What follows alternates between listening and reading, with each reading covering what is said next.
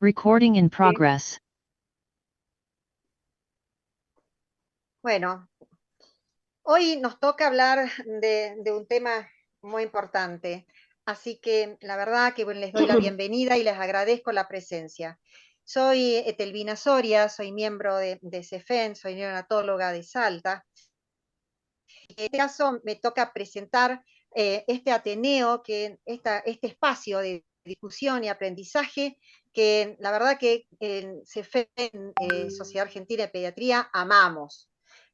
Así que bueno, voy a presentar justamente acá los protagonistas, que son los residentes de Corrientes, del Hospital Materno Neonatal Eloísa Torrent de Vidal, que ustedes lo van a ver, que están todos reunidos, que eso nos llena de orgullo y de amor también verlos a todos reunidos por esta tarea.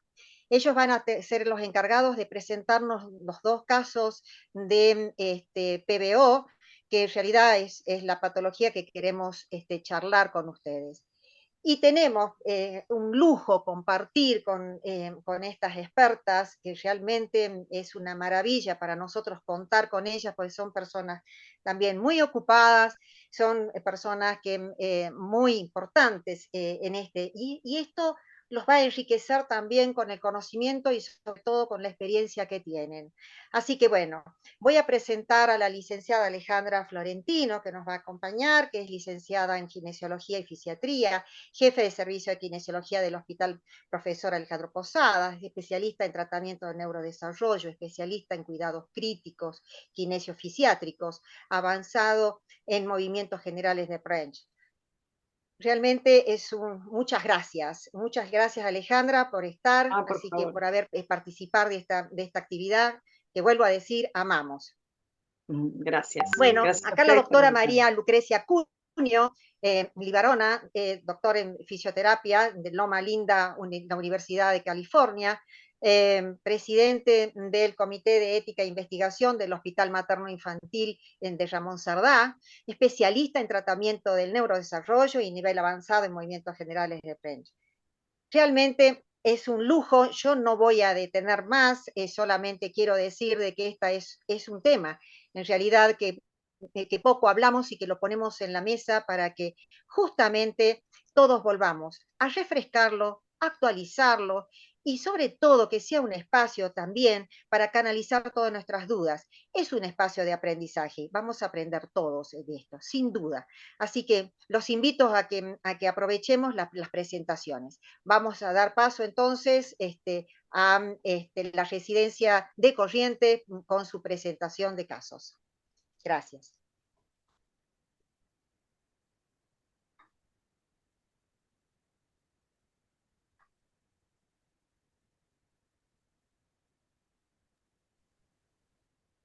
¿Qué tal? Buenas tardes. Mi nombre es Leonela Mesa, soy jefa de residentes del Hospital Materno Neonatal Eloísa Torrent de Vidal, de la provincia de Corrientes.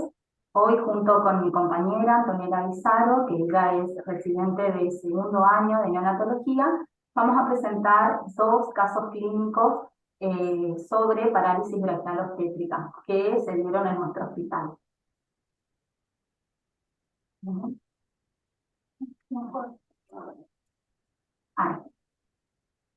Para que nos conozcan, bueno, la provincia de Corrientes, como todos sabemos, se encuentra ubicada en el noreste de la República Argentina, consta de 25 departamentos y nos encontramos divididas en 5 regiones sanitarias para la derivación perinatal. Tenemos la región número 1, que es donde se encuentra Capital.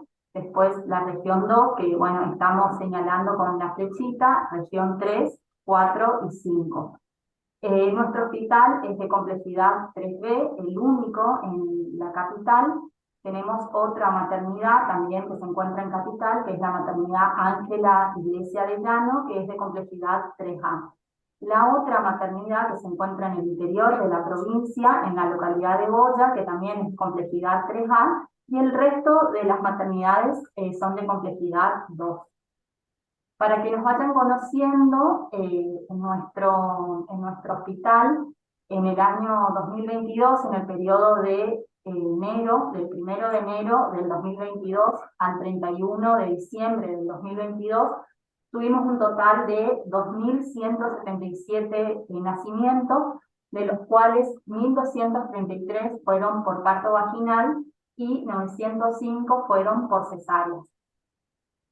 Contamos también con una residencia, por eso estamos muy agradecidos de que nos hayan invitado, la verdad que es la primera vez que vamos a presentar. Nuestra residencia actualmente están formados por 8 residentes, 3 R2 que son modalidad articulada y 5 R1 que también son de modalidad articulada. Este año no tuvimos ingreso de posbásicas, sí años previos. ¿Otro? Bueno, para ir entrando en contexto, nos parece importante mostrar para que se ubiquen cómo está formado nuestra sala de recepción. Esa foto es nuestra sala de recepción. Tenemos 2 servocunas y una incubadora de traslado. Y por esa puerta que mostramos con la flechita, se encuentra en el medio la sala de recepción y a ambos lados está la sala de partos. Esas son las 2 salas de partos que están conectadas por esa puerta, y como pueden ver hay una ventana con un vidrio que desde ahí los padres pueden ver la actividad que uno realiza con el bebé. Bueno, una vez que ya nos conocieron, ahora voy a empezar luego con el primer caso clínico. Hoy vamos a presentar una madre de 32 años de edad, oriunda de Corrientes Capital.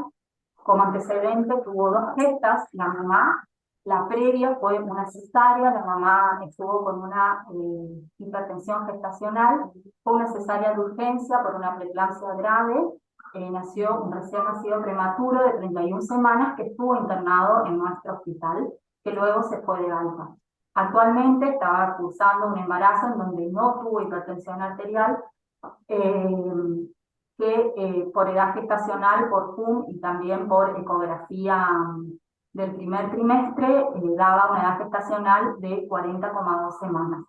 Fue un embarazo controlado, hubo 10 controles, las ecografías fueron la primera a las 8 semanas, la segunda a las 21 semanas, y la tercera que fue a las 35 semanas con un peso estimado fetal de 2,8 kilos. Sin patologías conocidas, glucemias normales y serologías TORCH del último trimestre y previos también, tenía de todos los trimestres negativas. Hasta ahora, como podemos ver, es una mamá sin factores de riesgo, con un embarazo controlado. Inicia con trabajo de parto, el cual, según partograma, progresa adecuadamente, pero en el periodo expulsivo, cuando se produce la expulsión de la cabeza, se produce la retracción de la misma, lo cual, según se constata en la historia clínica obstétrica, se produce el signo de la tortuga, por lo cual, por diagnóstico clínico, digamos, lo asumen como una distocia del hombre. Fue en el periodo expulsivo en donde se produjo la complicación. Bueno, nace Noah. Es un bebé de sexo masculino, fue presentación cefálica, vigoroso, con un Apgar 8-9. Cuando nace Noah, nosotros se le coloca en contacto piel a piel con su mamá, luego se realiza el ligamiento oportuno del cordón, tuvo rotura de membranas intraparto, lo único que se observó fue un líquido amniótico meconial claro. Luego, como ya les mostré, se lo lleva a la sala de recepción del recién nacido. Por capurro le damos una edad gestacional de 41 semanas. Se toman sus medidas antropométricas, tuvo un peso de 4,3 kilos, le dan el percentilo 97, una talla de 52 entre el percentilo 75 y 90 y un perímetro cefálico de 36 en el percentilo 75 y 90. Bueno, al examen físico lo que observamos fue una falta de movilización activa del miembro superior izquierdo, un moro asimétrico con una hipotonía también de ese brazo, de ese miembro superior izquierdo. Palpamos y no tuvimos, clínicamente no se observaba signos de fractura a la palpación. Este bebé a los minutos de vida inicia con un distrés respiratorio, por lo cual se se lo pone en la incubadora con monitoreo, ¿sí? Por el momento sin requerimiento de oxígeno. Luego, por continuar con este distrés respiratorio leve, se decide su internación en sala de cuidados intermedios con requerimiento de oxígeno. Se lo asume como un recién nacido de término con alto peso para la edad gestacional, por clínica elongación del plexo braquial, porque no movilizaba el miembro izquierdo, y un distrés respiratorio leve. Antes de pasar este bebé a salas de cuidados intermedios, se le muestra a los padres que el bebé no movilizaba el brazo izquierdo y se le explica la patología actual del distrés respiratorio y también de la probable elongación del plexo braquial izquierdo. Bueno, se lo traslada, se lo interna en la sala de cuidados intermedios, con requerimiento de oxígeno, se le pone una sonda, se indica analgesia, que se le indicó paracetamol según necesidad, porque el bebé Noah no tenía signos de dolor. Se le pide una placa de tórax, que es esa la que pusimos ahí, que donde pueden ver el brazo izquierdo tenía como caído con una hipotonía, no movilizaba. Sí el antebrazo. Bueno, no a las 24 horas de vida se realiza en ese momento interconsulta con el servicio de kinesiología de nuestro hospital, quienes por el momento adoptan conducta expectante, solamente nos indican cuidado postural y evaluar, digamos, la movilización del bebé. La verdad que Noah durante su internación estuvo 7 días internado con nosotros, evolucionó favorablemente, sin requerimiento de oxígeno. En estos 7 días se observó ya una mejoría en la movilidad de su brazo izquierdo y se otorga el egreso hospitalario ya con turnos programados para el seguimiento. Por disponibilidad de turnos en nuestro hospital, porque la verdad tenemos muchísima demanda, la madre consigue turno a los 15 días de vida, donde es evaluado en nuestro consultorio de seguimiento. Este bebé concurre a control, en donde el examen físico se vuelve a evidenciar de vuelta una mejoría de la movilidad. Movilizaba bien, seguía siendo un moro asimétrico, pero no movilizaba la parte del hombro y del brazo, sí del antebrazo. Digamos, tenía mejor movilidad y nunca tuvo dolor este bebé. En esa consulta también nosotros acá en nuestro hospital no contamos con un servicio de kinesiología de seguimiento, por lo cual tenemos que derivar a nuestros pacientes a otro hospital, que es el Hospital Pediátrico Juan Pablo, que se encuentra aproximadamente a 2 kilómetros de nuestro hospital, y la verdad que también los turnos son bastante difíciles de conseguir, entonces la madre recién se fue con toda la solicitud de los turnos, pero recién al mes de vida consigue turno para que sea evaluado por la fisioterapeuta del hospital pediátrico.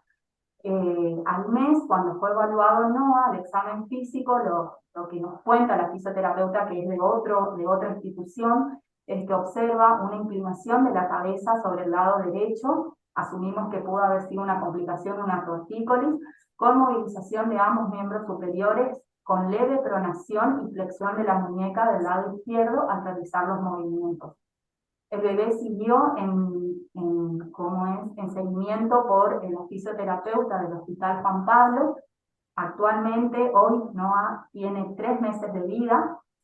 Como persistió con esta falta de movilidad del miembro, mejora en la movilidad, pero no termina de movilizar, digamos, la parte del hombro. Se realiza interconsulta con neurología, quien solicita una resonancia magnética de médula cervical y plexo, más electromiograma de miembro superior izquierdo, que también por disponibilidad de turnos todavía no se realiza el bebé.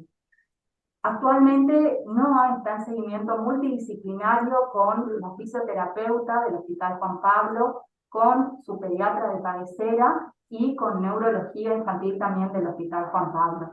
Logramos comunicarnos porque la verdad nosotros ya no lo seguimos al bebé, pero sí el pediatra y también en comunicación con la mamá nos comentó de que Noah se está alimentando con pecho materno exclusivo, sí cumple con las pautas de neurodesarrollo acorde a su edad, pero sí se observa un déficit en la parte motora de su miembro superior izquierdo. Es por eso que continúa en seguimiento multidisciplinario. Bueno, muchas gracias. Este fue el primer caso clínico.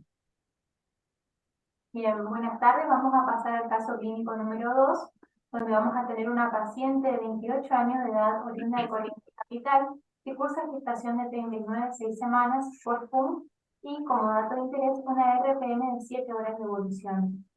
En cuanto al uterino biológico, es una paciente tercigesta, que con 2 partos previos y un aborto que fue en el primer trimestre de embarazo. El embarazo actual fue insuficientemente controlado, si bien no tenía patologías maternas conocidas y también tenía serologías actualizadas negativas. En sus controles portaba 2 ecografías, la primera de las 20 semanas y la segunda de las 36 semanas, que como dato de interés tenía un peso estimado de 2.863 gramos y además, como otro dato, una glucemia de luego de las 20 semanas de 70 miligramos por decilitro. La paciente inicia con trabajo de parto, el cual transcurre adecuadamente según el partograma y sin ningún signo de factor de riesgo, pero durante el periodo expulsivo también evoluciona con distocia de hombros con incapacidad de desprendimiento del hombro anterior. Bien, nace Teo de sexo masculino por parto vaginal, presentación cefálica, vigoroso, Apgar 9,9, lo cual nos permitió realizar COPAP materno y también el trampeo oportuno del cordón umbilical. Luego evidenciamos que, bueno, como ya habíamos dicho previamente, una rotura prematura de membranas, pero con un líquido amniótico claro. Por examen físico, por Capurro, se da una edad gestacional de 37 semanas y la antropometría del nacimiento era con un peso de 4,30 kilos, el cual vemos que se encuentra dentro del P90 y 97, 52 centímetros de talla, el cual está entre el P75 y P90, y perímetro cefálico de 36,5, que está entre el percentilo 90 y 97. Según la edad gestacional y la antropometría del nacimiento, se lo asume como recién nacido de término con alto peso para la edad gestacional. Bueno, ahora vamos para la parte del examen físico, donde vamos a evidenciar que Teo no presenta movilización activa del miembro superior derecho, morosimétrico, y a la palpación de la clavícula observamos el signo de la tecla en la clavícula derecha. Entonces, como diagnóstico clínico, realizamos una fractura de clavícula derecha con elongación del plexo braquial derecho. En este momento, como al igual que en el caso clínico anterior, se informa a los padres acerca del diagnóstico de su hijo y también de las posibles complicaciones. Mientras estábamos en la sala de recepción, Servicio de Obstetricia nos informa que la madre evoluciona con una hemorragia postparto secundaria a una atonía uterina que debió ingresar al quirófano para realizarse un legrado evacuador. Durante ese tiempo, Teo permaneció en nuestra sala de recepción, en el cual se le administró leche materna de banco. Nosotros contamos en nuestra maternidad con un banco de leche. Y posteriormente a la resolución obstétrica materna, Teo a las 2 horas ingresa con su madre en internación conjunta. Se realizó una radiografía de tórax donde ahí se evidencia la fractura de clavícula derecha, por lo cual se realiza un vendaje de tipo Belpo que fue realizado por el servicio de enfermería y se indica paracetamol vía oral, el cual lo recibió durante 24 horas por signos de dolor. En cuanto a la evolución de Teo, el ingreso hospitalario fue con una alta conjunta a las 48 horas de vida, con controles programados. El primer control que tuvo Teo fue a los 7 días de vida, donde todavía continuaba con el miembro superior derecho inmovilizado, y a los 8 días fue evaluado por el traumatólogo infantil, que fue un turno programado, que indicó continuar con rehabilitación kinésica. Bien, al mes de vida concurrió al control con fisioterapeuta, quien realiza el diagnóstico de parálisis braquial obstétrica con afectación de C5, C6 y C7. Dentro de los primeros controles de Teo, se evidencia que al examen físico presentó prensión palmar con inclinación de la muñeca, por lo cual se realizó tratamiento kinésico con taping y férula y además de la estimulación sensorial. Actualmente Teo tiene 5 meses de vida, continúa en seguimiento multidisciplinario con traumatología, con su pediatra de cabecera también y con el servicio de kinesiología, y continúa con rehabilitación y realizando ejercicios de propiocepción y masoterapia. En los últimos encuentros que tuvimos con la kinesióloga, que nos contó que Teo particularmente tiene dificultades en la flexión del codo, que era como el dato para destacar. Teo cumple con todas las pautas de desarrollo y se encuentra alimentado por leche materna y también fórmula por elección materna, pero con buen seguimiento y además cumpliendo con todas las pautas. Bien, les agradecemos mucho el espacio, estamos muy felices de poder haber compartido algunos casos clínicos de nuestra maternidad y bueno, seguimos con la experta. Muchas gracias, Antonella y Leonela. Leonela es la jefa de residentes, están acompañada con todos sus residentes, y está y Antonella, que también expusieron, y la felicito porque realmente ha sido una excelente exposición, un gran trabajo, un gran trabajo. Así que bueno, le vamos a dar pie entonces ahora al lo que nos van a aportar las expertas. Así que para después tener el espacio de discusión. Pero muchísimas gracias, ha sido un trabajo muy importante el que han hecho. Bueno, empiezo, ¿no, Ethel? Sí, sí. Hola. Sí, Buenísimo. sí, sí. Bueno, Comenzamos muchísimas nomás. gracias. Un honor que nos hayan invitado a participar de este Ateneo. Estamos muy contentas y esperamos que sea beneficioso para todos. Como dijo Ethel, que todos aprendamos algo de este encuentro. Muy bien. Dentro de los traumas al nacer, los que nos vamos a enfocar hoy es principalmente por los casos clínicos en plexo braquial, aunque algo vamos a hablar sobre fracturas de clavícula. Respecto del plexo braquial, en general, la incidencia es de 1 a 5 por 1000, con un 20 a 30% de secuelas, lo cual es bastante alto el porcentaje, a veces esto no se tiene en cuenta. Y respecto a la fractura de clavícula y también a veces de húmero, lo que queríamos comentar es que si bien la fractura de clavícula generalmente el diagnóstico se hace clínicamente, también se está usando POCUS como para todas las fracturas en los neonatos. Muy bien, sigamos. Dentro de lo que es la lesión periférica braquial neonatal, cualquiera sea su tipo de lesión neurológica, el típico caso que nosotros vamos a ver es el bebito, como el de la izquierda, ¿no es cierto?, que tiene no hay movilidad del miembro superior, entonces el miembro superior, en vez de estar en flexión, que es lo normal en los neonatos, está en extensión y al costado de su cuerpito.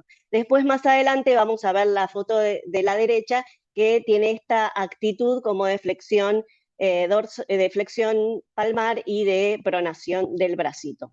Muy bien. Respecto al factor pronóstico, que esto es algo muy, muy clave para todos nosotros, es que para saber si el niño tiene posibilidad de tener una PBO leve, moderada, severa, bueno, los signos clínicos son la aparición de la extensión de codo al mes y la aparición de la flexión del codo al mes. Estos son los niños que mejor resultado van a tener. Después, en segundo lugar, los que tienen flexión entre el primer mes y el tercer mes, ¿sí? Y en tercer lugar, aquellos que tienen flexión de codo más allá de los 3 meses o aquellos que no llegan a desarrollar la flexión del codo. Por otro lado, también está que se llama towel test o test de la toalla, que se realiza a los 9 meses y son niños que más o menos van a recuperar el 80% de la movilidad. Entonces, lo primero que nosotros nos tenemos que fijar es si un niñito tiene extensión de codo y flexión de codo al mes, nos quedamos tranquilos de que va a tener muy buena evolución. Aquellos que no tienen flexión de codo, a los 3 meses se deben derivar a cirugía. Y esto es muy importante porque en nuestro país la cirugía está infrautilizada y ahí perdemos un montón de oportunidades y muchas veces se exagera la posibilidad de recuperación. Por supuesto que además hay otros tratamientos como el Botox, que muchas veces se aplica, si hay exagerada extensión de codo, se aplica en el tríceps, entonces favorece la flexión de codo, que es una función fundamental para la funcionalidad, porque a nosotros no nos sirve prácticamente nuestro bracito en extensión, la funcionalidad se da con la flexión. Esto no es mi especialidad, pero para aquellos que están en todo lo que es diagnóstico por imágenes, esta es la mejor técnica, la preferida para una neurografía, el STIR 3D Fiesta, para el que quiera ahondar en esa temática. ¿Cuáles son las morbilidades a corto plazo? Respecto de la paresia braquial, la principal va a ser la degradación de los circuitos neuronales del miembro superior, es decir, que ni bien sucede la acción del plexo braquial, empezamos a perder representación cortical. Eso es lo que nosotros luchamos contra el tiempo, porque empezamos a perder representación cortical de ese bracito. Además, hay otras dificultades asociadas, como la rotación de columna cervical hacia el lado opuesto a la lesión, por supuesto, rotación de la columna lumbar hacia el lado opuesto de la lesión, plagiocefalia, si esto continúa, y alteraciones de la conducta visual, en un periodo donde hay una formación muy importante, un desarrollo muy importante de la visión, que ya vamos a hablar un poquito del desarrollo de la visión. En la fractura de clavícula tenemos los mismos problemas, obviamente, excepto la degradación de los circuitos neuronales del miembro superior. Y algo más que ocurre, y por eso lo puse, es esto del estrés. La mayoría de los bebés que tienen algún tipo de trauma al nacer suelen tener signos de estrés, y en esto también tenemos que intervenir inmediatamente. Les contamos un poquito de algunos de nuestros resultados que coinciden de todos modos con la literatura científica actual, que es que tanto la fractura de clavículas como la lesión del plexo braquial, bueno, y como la lesión de la fibromatosis coli en general, se da tanto en izquierda como de derecha, prácticamente en la misma proporción, y que siempre, en el 90% de los casos, tienen rotación cervical, pueden ser la importancia de la alteración visual, rotación cervical hacia el lado opuesto, por supuesto, a la lesión. En nuestro estudio, además, obtuvimos un casi 102% de mayor probabilidad de tener paresia braquial si el peso de nacimiento es de 4.500 gramos o más, y si había un 45% más de probabilidad de lesión del plexo braquial si la mamá tenía obesidad. Muy bien. Bueno, respecto al plexo braquial, que es lo que más nos reúne hoy, no podemos dejar de hablar de lo que es neuroplasticidad, que está en relación a esto de la degradación de los circuitos neuronales. Nuestro cerebro está hecho para el cambio constante y permanente, o sea, lo permanente es cambiar. Nuestro cerebro, desde que nos encontramos a las 5:05 de la tarde, ahora ya cambió. Es decir, segundo a segundo nuestros cerebros están cambiando. En el bebé, la neuroplasticidad es potenciada, ¿sí? Piensen que por minuto hay una neurogénesis de 250.000 unidades, o sea, 250.000 neuronas por minuto. Imagínense la cantidad de neuronas que generó un bebé desde que empezamos la charla, por ejemplo. Y además, por supuesto, como hay tantas neuronas, hay doble densidad, es decir, hay una red neuronal muchísimo mayor que respecto del adulto. Esto después se va degradando, porque es importante también que se degrade, porque para tener una plasticidad, circuitos neuronales rápidos, eficientes, específicos, necesitamos que haya plasticidad, por supuesto, que podría ser neurogénesis, axonogénesis, espinas dendríticas, lamelopodias, filopodios, la membrana de mielina que pueda ensancharse o achicarse según si necesitamos más velocidad o menos velocidad, pero también es importante la muerte celular programada, porque hay neuronas que si están de más también nos enlentecen los circuitos y la poda, es decir, esta necesidad de que los circuitos neuronales sean lo más rápido posibles. Entonces, para la plasticidad, además de estos tres factores que mencioné, tenemos la genética, o sea, lo que nosotros traemos. Después tenemos el diálogo célula a célula, que no depende de la experiencia, como por ejemplo puede suceder en la orientación visual. Yo nazco con orientación visual sin necesidad de experiencia, pero también están esas funciones que solo surgen y se refinan si hay experiencia, como por ejemplo la direccionalidad visual, solo la adquirimos si tenemos experiencia. Entonces piensen en el bebé que tiene una paresia braquial y que no está teniendo experiencia en ese miembro superior. Esta parte es clave. Los niños, todo ingreso, todo lo que hacemos genera cambios funcionales y estructurales, neuroplásticos, según las experiencias, ¿sí? Es decir, que todo lo que hagamos con el bebé, cómo lo agarramos, cómo lo sostenemos, el canto, el arrullo, mirarlo, sonreírlo, el juego del cucú, toda actividad que hagamos, mirarlo, toda la actividad que hagamos con un bebé va a estar generando huella en su sistema nervioso central, en su corteza. Por lo tanto, esto es el núcleo de la intervención. El núcleo de la intervención a veces somos todos los que estamos en contacto con ese bebé y que estamos impactando sobre ese cerebro, y es el único que va a tener para toda la vida. Muy, muy brevemente quería repasar los principios de la neuroplasticidad para que entendamos como la gravedad de lo que sucede con una lesión del plexo braquial. El primer principio de neuroplasticidad es use it or lose it, ¿no? Usar o perder. Es decir, todos esos circuitos neuronales que yo no uso se degradan. ¿Por qué? Como hay una altísima competencia, porque tenemos un espacio muy chico para las funciones tan elevadas que tiene el ser humano en su corteza. Si bien no tenemos más neuronas que otras especies, sí tenemos más neuronas en la corteza respecto de nuestro tamaño corporal. Entonces puse algunos ejemplos. Por ejemplo, si hay una amputación de, no sé, del dedo anular, bueno, el dedo meñique y el dedo mayor van a acaparar esa área. Si hay una lesión de un nervio, por ejemplo, el nervio mediano, bueno, el cubital y el radial acaparan esa área. Hay una competencia altísima. Es decir, que si no hay presencia de ese miembro superior, esa parte de la corteza cerebral la va a utilizar otra área, ¿sí? Y vamos a ir cada vez perdiendo más esa área. Muy bien, usar y mejorar. Por supuesto, cuanto más utilizo los circuitos neuronales, son más eficientes. Y son específicos a la tarea y a la experiencia que tenga ese circuito neuronal. Y acá pongo algunos ejemplos, ¿no? Por ejemplo, los ciegos de lectura braille, por ejemplo, los que leen con 3 dedos, lo que sucede es que esos dedos pierden un poco la individualidad y casi funcionan como una unidad, es decir, que pierden individualidad. Versus la lectura braille con un dedo, que en general lo que hace es que ese dedo tenga un área mayor, pero no se pierde individualidad de los dedos.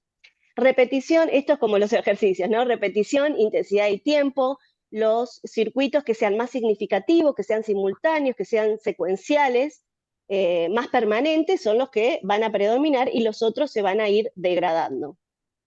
Tiene que haber motivación. Los seres humanos nos movemos por motivación. Siempre que haya motivación y que sea significativo, ese circuito va a permanecer versus otros circuitos neuronales. Por ejemplo, si no me gusta un idioma, por más que lo estudie, seguramente esos circuitos neuronales se degraden mucho más rápido que si me interesa o tengo un viaje programado a algún lado y quiero estudiar cierto idioma de ese país.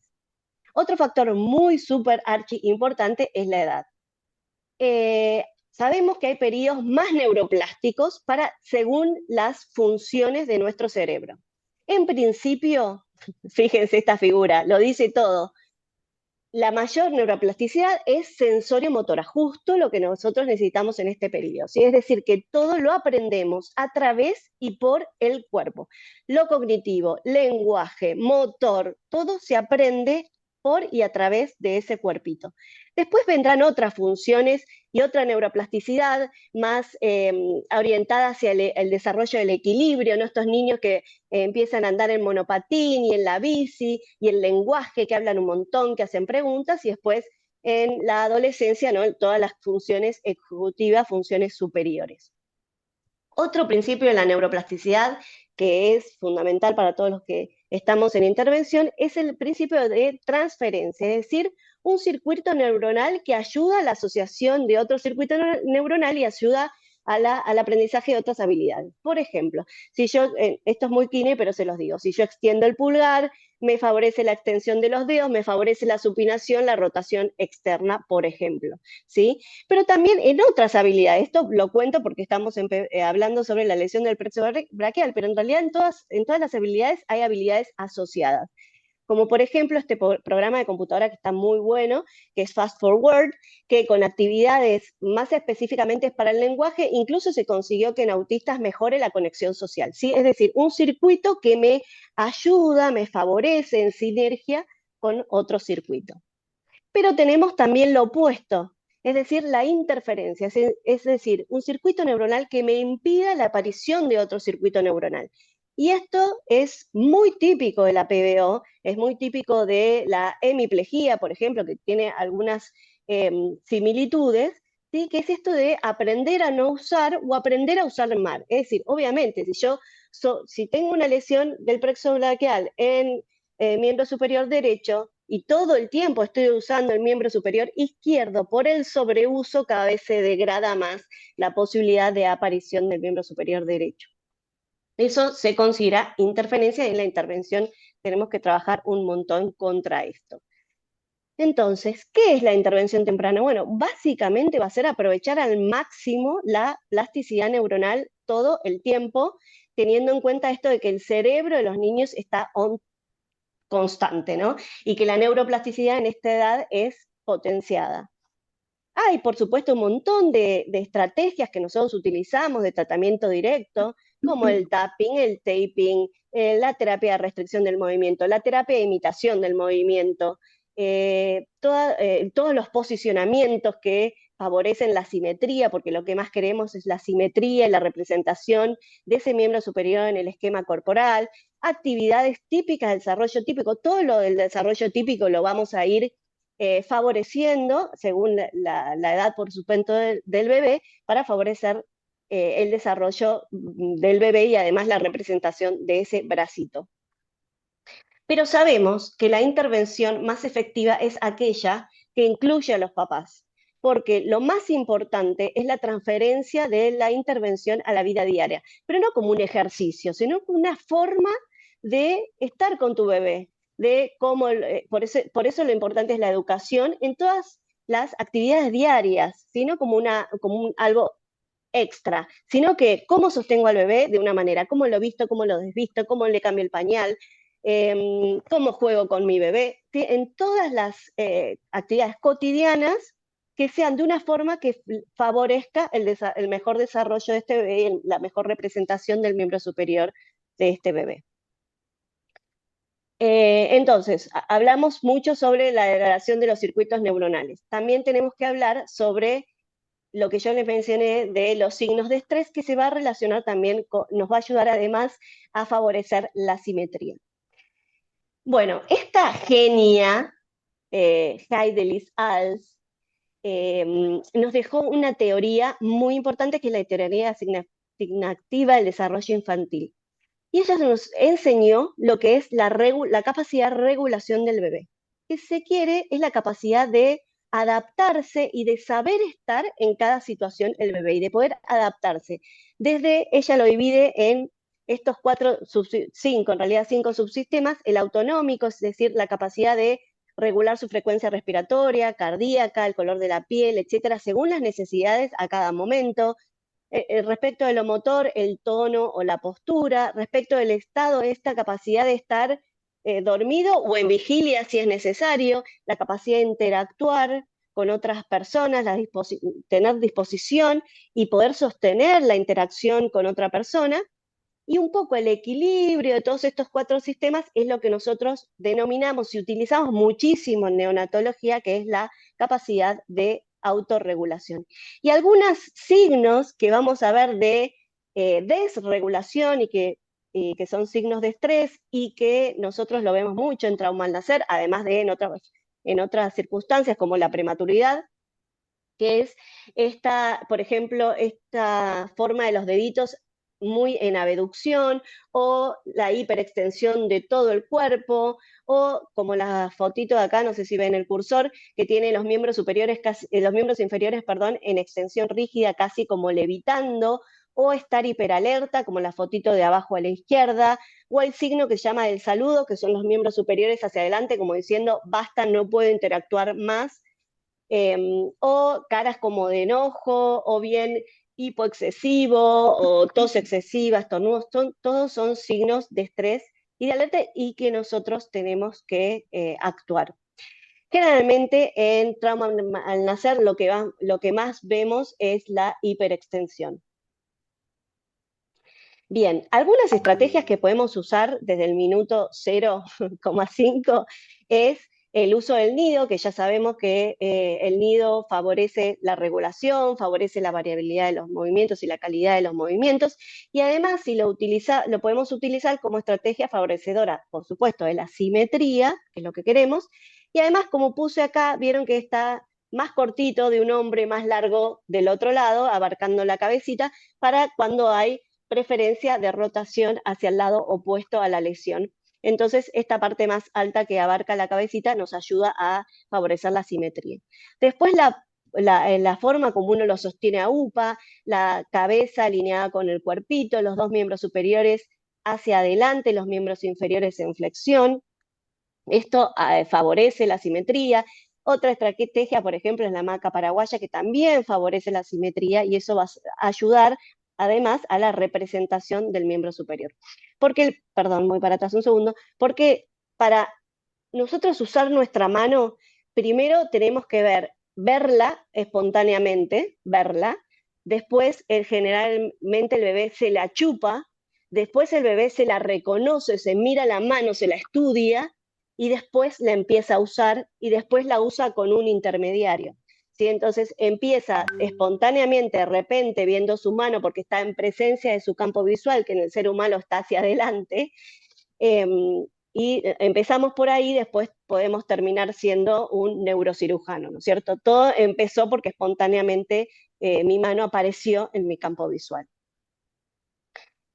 Bien, ¿por qué usamos esta posición? No porque, ay, qué lindo, miren esta fotito, esta mamá, qué linda que queda, la mamá de la campera azul con su bebé ahí todo acurrucadito, sino que esto tiene una fundamentación que la descubrió Grenier en los 80, hace un montón de años, pero también se repitieron sus experiencias, Touillet y Le Métayer también repitió las experiencias con reacciones de equilibrio, y Kurczak haciendo todo lo que es ecografía, y descubrieron que el sostén de la cabeza, ¿sí? La alineación de la cabeza con el cuerpito, lo que hace es demostrar movimientos de mayor desarrollo y de mayor maduración a una edad precoz. Es decir, un neonato puede llegar con sus bracitos a la línea media si tienen sostén cefálico. Y fíjense en la figura de la derecha, está logrando una reacción de equilibrio que en realidad es más propia de los 6, 7 meses,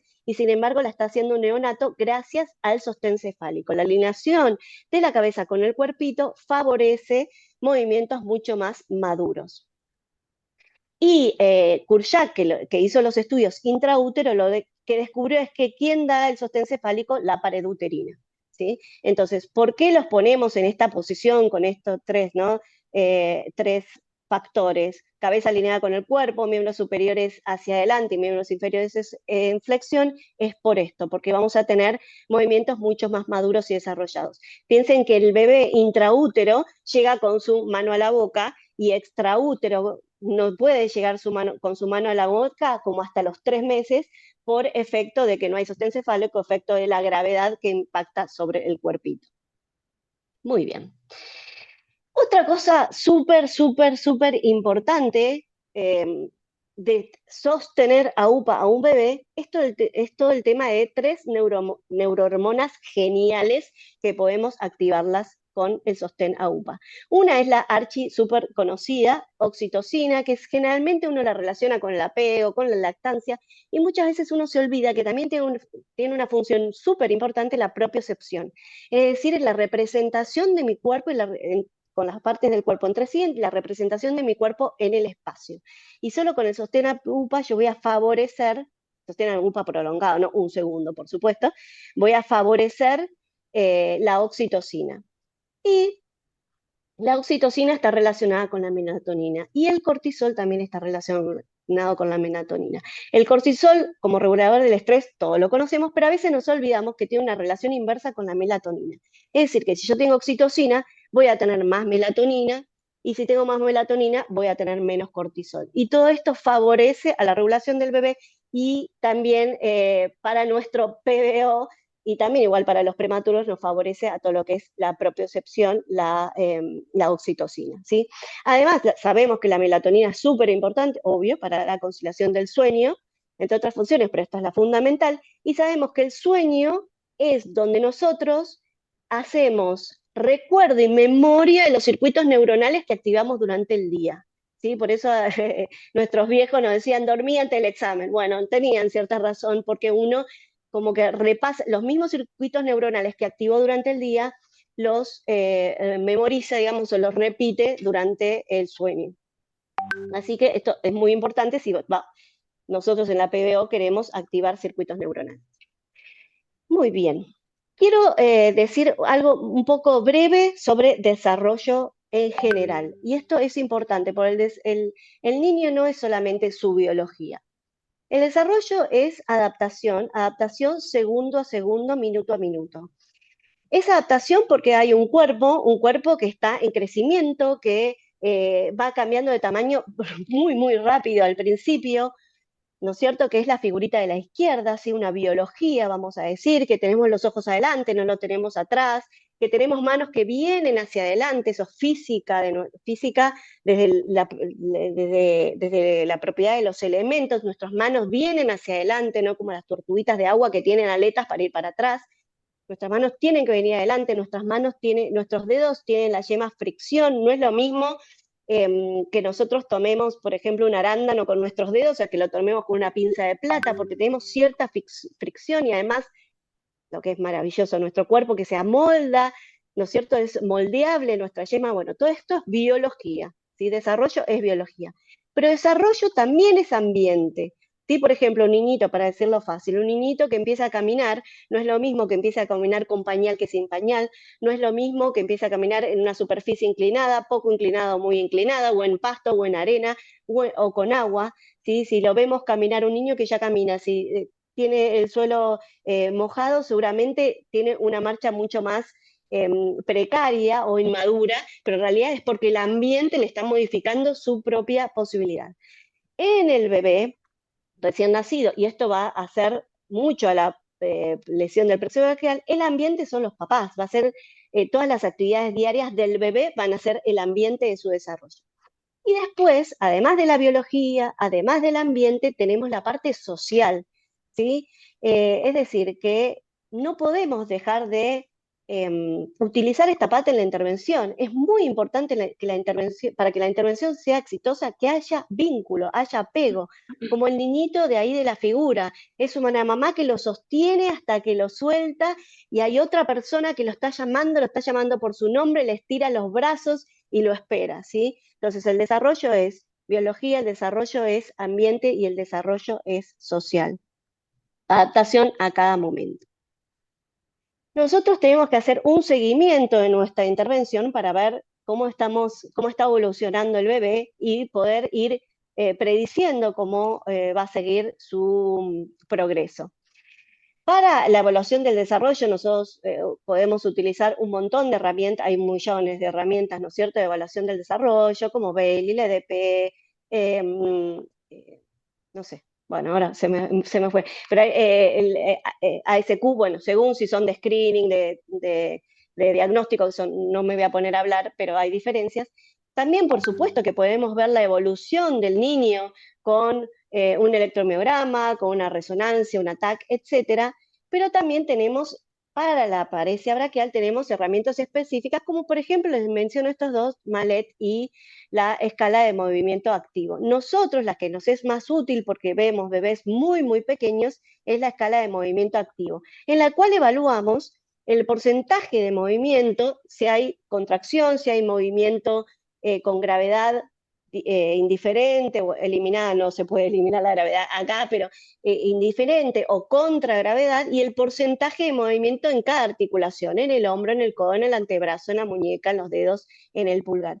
Y con eso, lo que podemos ver es cómo va evolucionando, que está buenísimo, digamos, cómo va evolucionando el bebé en porcentaje de movimiento en cada parte de su bracito. Generalmente lo más típico es que el bebé empiece con flexión de los dedos, con inclusión del pulgar, después aparezca la extensión de los dedos, después la extensión del pulgar, después la extensión de la muñeca, ¿sí? Entonces primero muy, muy distal los movimientos, después empiezan los movimientos de hombro, ¿sí? Mucha la aducción de hombro, después la flexoelevación de hombro, y por último, lo que último aparece es el movimiento de flexión de codo, que se acuerdan que era clave que esté antes del mes o al mes, y si no, por lo menos entre 1 mes y 3 meses, si no, por favor, inmediatamente derivar a cirugía. no perder tiempo. Y acá les quiero mostrar este videíto, a ver si puedo mostrarlo como corresponde.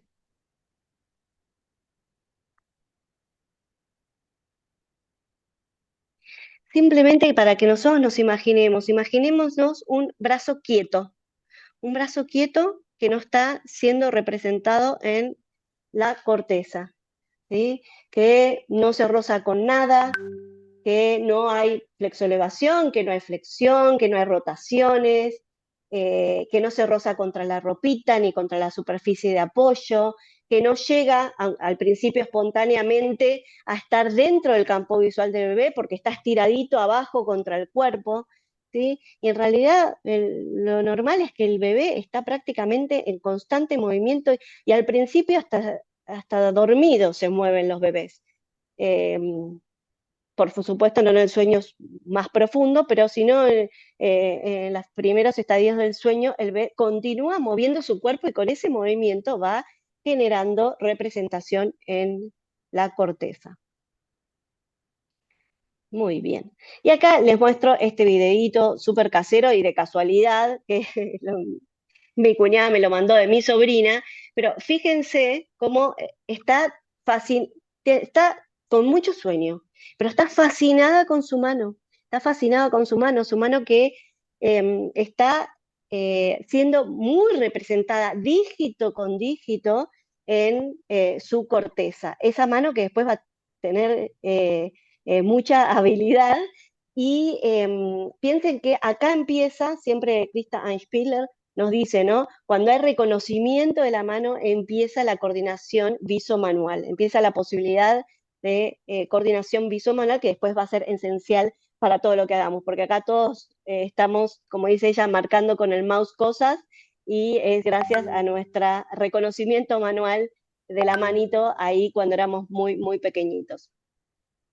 ¿Se acuerdan lo que hablé? Todo lo que es experiencia. Fíjense cómo disfruta esta bebé. No son bebés como parece braquial, pero les quiero mostrar porque ilustran.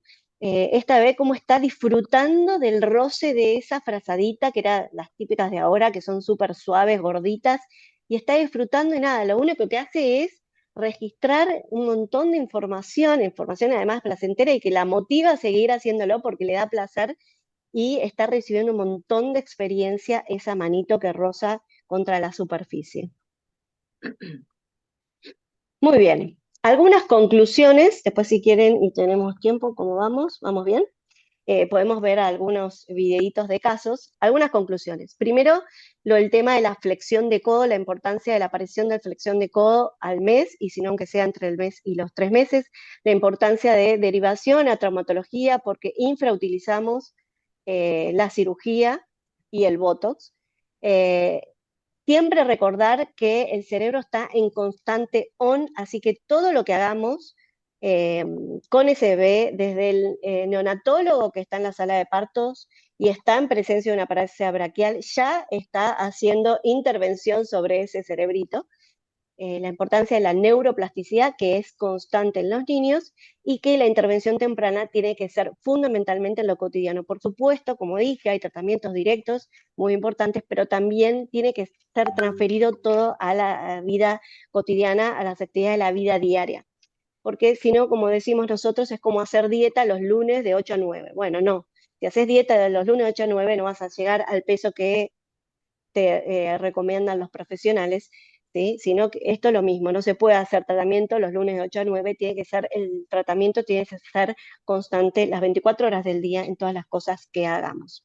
Recordando siempre que el desarrollo no es solo la biología, la neuroplasticidad, sino que también es el ambiente y también es lo social y el vínculo.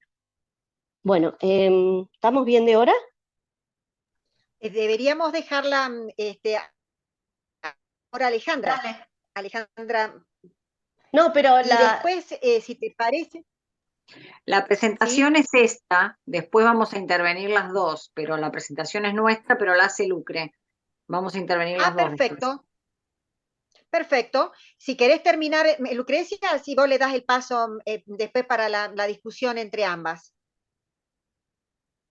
Sí, no hay problema. Si querés empezamos la discusión, si no mostraba algunos videitos que puse extras por Me si parece que no serán es útiles. tan brillante tu presentación, realmente, es Bueno, muy muchas gracias. brillante y muy ilustrativa. Estamos aprendiendo mucho, así que no vamos a interrumpirte. Perdón por la interrupción. Pensé No, por que favor. continuaba Alejandra, pero termina, por favor, y después le damos paso a la discusión. Dale, Sí, sí. buenísimo. Vos cualquier cosa me decís porque puse videitos extra como para, según si daba o no el tiempo y eso, bueno, como digamos, libre. Bueno, esta es la típica imagen que nosotros vamos a ver al principio de un bebé pequeñito con paresia braquial, ¿no? Este bebé ven el bracito contra el cuerpo en extensión, si bien ya este bebé está llorando, pero vemos que hay algo de movimiento en los deditos y hay algo de movimiento de aducción y flexo elevación del hombro. Lo último, ¿se acuerdan que aparecía? Era el movimiento en el codito. Después, en este otro video, para aquellos que quizás nunca vieron un bebé tan pequeñito con paresia braquial, lo mismo, ¿no es cierto? Es el mismo bebé, por supuesto, y fíjense la imposibilidad que tiene de flexionar el bracito, incluso en una posición que está en ventaja, porque no está completamente contra la gravedad como estaba en supino, ¿sí? Está ahora en decúbito lateral, que debería ser más fácil, y la dificultad que tiene para hacer la flexión de hombro. Después quería mostrarles este bebito porque es muy interesante cómo compensa, a ver si puedo, ahí va, cómo compensa la menor flexoelevación haciendo extensión del tronco. Por eso es tan fundamental para nosotros que la columna sea saludable. No podemos tener dificultad de rotación en la columna lumbar, como les decía, además de la cervical en la lumbar, ¿sí? Ni podemos tener falta de extensión dorsal, por ejemplo, porque todo va a favorecer al mayor movimiento del miembro superior. Imagínense una abuelita, ¿no? Una abuelita que está toda sifótica y bueno, no puede levantar mucho el brazo. Muchas veces es por la sifosis, no por el brazo en sí mismo, el hombro, ¿sí? Entonces, la salud de la columna para nosotros es fundamental para favorecer el movimiento del miembro superior.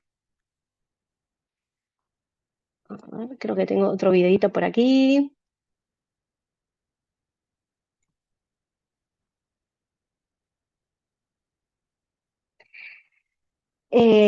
Uno de los movimientos más difíciles de mejorar es la rotación externa. Casi todos los bebés hacen flexoelevación con rotación interna y con pronación del antebrazo. Generalmente, si tienen flexoelevación más de 90 grados, no hay completa extensión del codo como sí lo puede hacer el bebé con el otro bracito. Divino. Bueno, esos son movimientos típicos que nosotros vemos. Casi siempre la flexoelevación va a ser con abducción en vez de la posibilidad de hacer aducción y rotación externa, bueno, por las dificultades que hay en la escápula. Vamos a ver otros videitos, si puedo.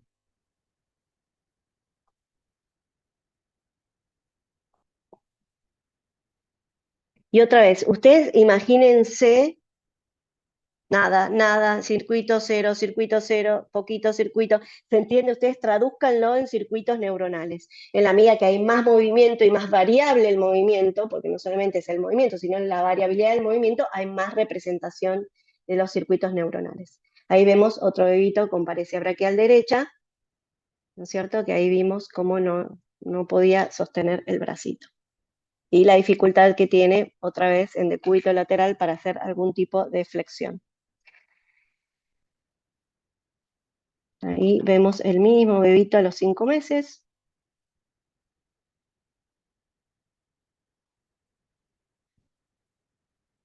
Vemos que hay mucha más actividad del miembro superior, hay flexoelevación. Fíjense que no extiende completamente el codo y todavía tiene ciertas dificultades para la flexión contra gravedad del codito. Casi siempre, fíjense la actitud del antebrazo, casi siempre los alcances van a ser con pronación en vez de posición neutra, que es lo más normal que hace todo bebé sin lesión del plexo braquial.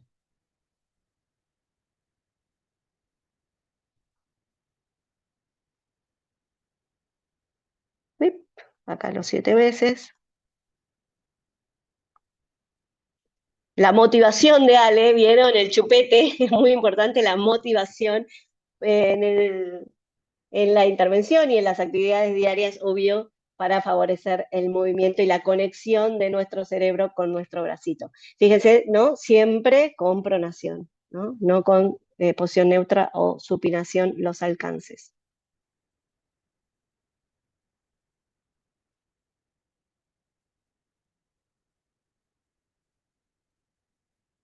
Ya, bueno, ya son expertos de tantos videos, ya saben lo que va a suceder con ese bracito, que no va a haber control.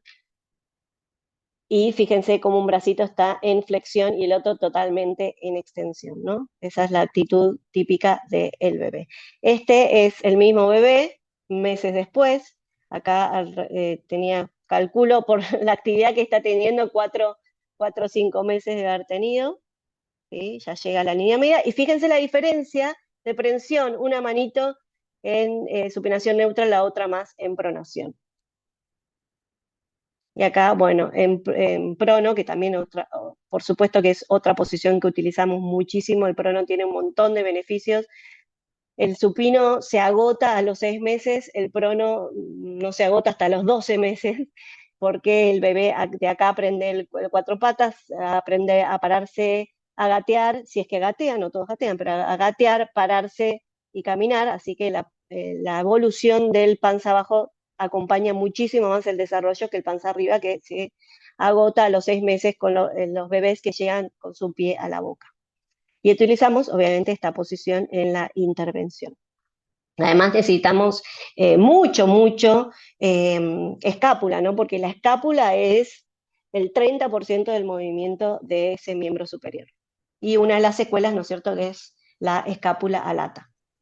Bueno, y quería concluir diciendo esto, ¿no? A Claudina Miel-Tison, que la amamos, esto, como ella dice, un cerveau pour la vie, un cerebro para la vida, tenemos un cerebrito para toda la vida, así que tenemos que favorecer la mayor neuroplasticidad posible de los bebés y de nosotros también. Muchas gracias.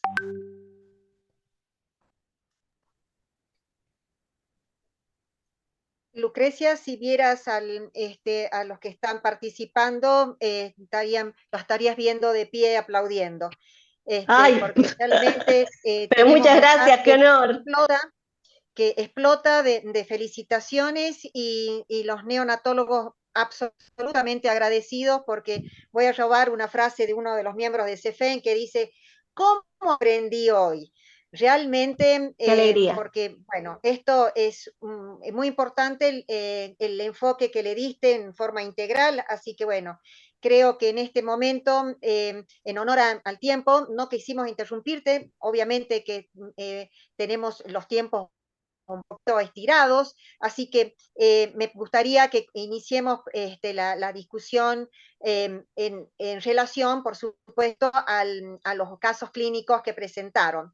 Así, bueno, la verdad que es muy buena esta presentación, es muy rica. Después que terminemos vamos a hacer las conclusiones, pero bueno, a mí me queda en mi cerebro esto de circuito cero, me quiero morir. O sea que la verdad, como neonatóloga, solamente ver un brazo y decir, bueno, ya lo va a recuperar cuando sabemos de que estamos perdiendo oportunidades. La verdad que esto me ha quedado, pero no quiero dar conclusiones hasta que hagamos las discusiones y los aportes. Así que bueno, comenzamos. Te doy la palabra, Alejandra. Sí, bueno, no, en realidad, obviamente, la presentación de Lucrecia estuvo muy buena, muy brillante, como siempre. Lo que yo quiero que quede, digamos, como algo bastante claro en lo que es la intervención desde nuestro trabajo, desde la kinesiología, es que nosotros siempre hacemos una intervención integral. Es decir, desde el momento cero, nosotros tenemos la suerte de poder trabajar desde la NEO, tanto yo trabajo ahí cuando hiciste la presentación no aparece que soy de Cerdá, yo soy también kinesióloga de planta de la Cerdá. Trabajamos con la interconsulta al minuto cero de nacimiento del niño, obviamente con todos los cuidados que tienen que ver para facilitar sobre todo lo que es la propiocepción en principio, ¿no es cierto? Y los primeros manejos que uno ya le indica a los papás. Eso me parece que es importante recalcar. Y desde ahí ya, cuando viene al control de recién nacido, comienza el tratamiento, tenga o no tenga fractura, ¿sí? Entonces nosotros digamos que la idea es mirar al niño en su totalidad, porque generalmente, como Lucrecia dijo, hay muchos signos de estrés y mucha ansiedad por parte de los padres que obviamente se transmite a los niños. Bueno, en realidad me gustaba, digamos, dejar en claro cómo era la temática. Después podemos conversar según si hay preguntas o no, como para no explayarme, porque por ahí hay algunos que tienen alguna duda en específico y bueno, podemos tratar de disiparla.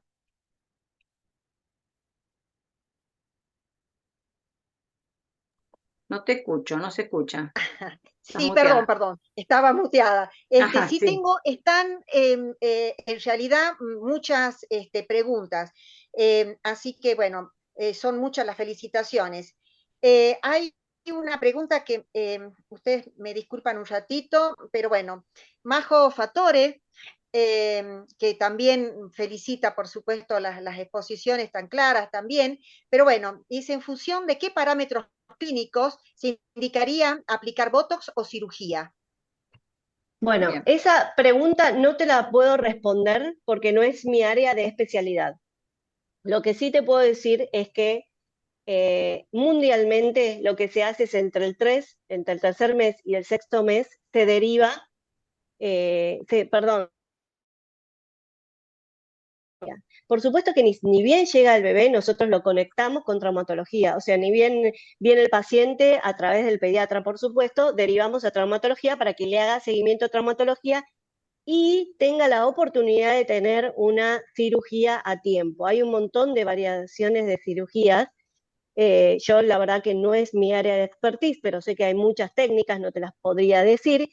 Y sé que el Botox se utiliza muchísimo, no solamente para el TRIPS, como lo comenté yo, que hay muchas experiencias de que favorece mucho la flexión del codo. También se utiliza, por ejemplo, los subescapulares, cuando hay mucha tensión del subescapular, que hace que la escapulita esté muy alata. El pectoral Ahora, también, pectoral. otros parámetros clínicos no te podría decir porque no es mi área realmente de expertise. Necesitaríamos acá un traumatólogo. Sí, Sí. especialmente. Los invitamos, no los veo en los participantes, así que Es bueno. muy común Eh, también a veces que se aplique Botox a nivel del pectoral, ¿sí? Porque cuando hay pacientes que tienen una retracción muy importante, van a la rotación interna y es muy difícil trabajar entonces todo lo que tiene que ver con la movilidad del hombro. ¿M? Pero en realidad es cierto, nosotros no somos quienes decimos en qué momento. Relacionado con esto, también bueno, hay otra pregunta de la doctora Estebanel que dice, ¿tiene alguna estadística de los bebés que necesitaron neurocirugía, si se recuperan totalmente la funcionalidad del miembro superior? Mira, no tenemos registrada estadística propia. Lo que te puedo decir es que en Argentina está infrautilizada la cirugía. La mayoría de los niños no llegan a cirugía cuando la cirugía tiene indicación de cirugía, pero estadísticas propias de cirugías nosotros no tenemos. También había una pregunta respecto perdón, Ethel, yo leí que Sí, había una pregunta respecto del uso de Belpo. Nosotros no utilizamos sí, justo Belpo la iba a mencionar, sí, en sí. fracturas de clavícula. Nunca utilizamos Belpo, sí se utiliza Belpo, por ejemplo, en una fractura de húmero, pero fractura de clavícula no. Siempre, como dijimos, el diagnóstico es clínico, ni siquiera indicamos con el pediatra la necesidad de una radiografía. Por suerte, al estar todos los especialistas juntos, esto favorece que no se tenga que hacer una placa. Simplemente el diagnóstico es clínico y no utilizamos ninguna forma de inmovilización del miembro superior. La Este comentario lo cicatrización. hicieron, comentario lo hicieron a raíz del caso clínico que se presentó y que bueno, que tenía la fractura de clavícula. Por eso es que hacen esta pregunta en relación. Sí, perdón, te Lo que se hace, lo que hacemos en realidad es, digamos, tener indicación de mucho cuidado, sobre todo a los papás, para el manejo de estos bebés hasta tanto haya, digamos, una resolución de la fractura, pero no somos de usar ningún tipo de inmovilización, ¿sí? Ni de férulas tampoco. Acá hay este, hay un comentario en realidad, dice, lo hace Karen Martel, en nuestro servicio el traumatólogo no deriva para cirugía, dice que no sirve.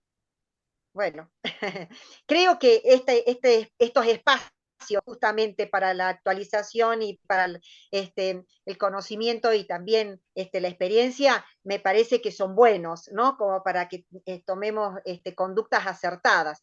Justamente creo que en esto ha sido Lucrecia y Alejandra han sido muy insistentes sobre las oportunidades que tiene y que esto no se trata solamente de un bracito que no mueve, sino es algo mucho más integral que puede afectar al neurodesarrollo de un niño, puede condenar el neurodesarrollo de un niño. Entonces, realmente eso creo que es muy importante y bueno, que deberíamos revisar las prácticas que se hacen en nuestros lugares. Por eso este espacio también es tan federal, como para que tengamos el lugar como para comentar qué hacemos y qué deberíamos hacer, ¿no? Si me permitís, me gustaría hacer un aporte más. Muchas veces sucede que el niño no presenta una paresia braquial y tiene una fractura de clavícula, ¿sí? Bueno, uno lo que hace es, o el pediatra, obviamente lo detecta en forma clínica, pero por ahí no se hace un seguimiento de esto. De igual modo, nosotros la modalidad que tenemos con los pediatras es hacer igual una evaluación, porque muchas veces estos niños presentan rotación de cabeza y cuello hacia el lado contrario, ¿sí? Entonces, esa sería una cosa a tener en cuenta de primera mano, porque muchas veces después, en el segundo control, en donde ya la fractura no está y demás, o ya consolidó, mejor dicho, el niño presenta una suerte de tortícolis, ¿sí? O de inclinación o de rotación. Y esto por ahí se puede advertir en el mismo momento que se hace la evaluación clínica de la fractura, ¿sí? Entonces se evitaría ya en ese momento que el niño tuviera una preferencia de rotación de cabeza y cuello, ¿sí? Sobre todo por la importancia que, como explicaba Lucrecia, de lo visual, ¿no es cierto? Bien. A raíz de esto, tengo acá también mensajes en el chat y me dicen cuál sería la conducta oportuna entonces en estos chicos, hablando a los neonatólogos. Los neonatólogos, cuando nace un niño sin problema, o sea, estamos hablando de un niño que no va a ser internado, no va a ser internado, no tiene, que pasa con su mamá, una internación conjunta, y que tiene este tipo de problemas cuando es la consulta oportuna.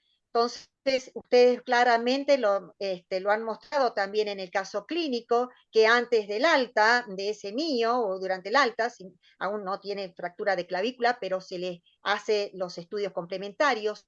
¿Qué peso tienen los estudios complementarios que se hacen antes del alta niño a las 48 o 72 horas?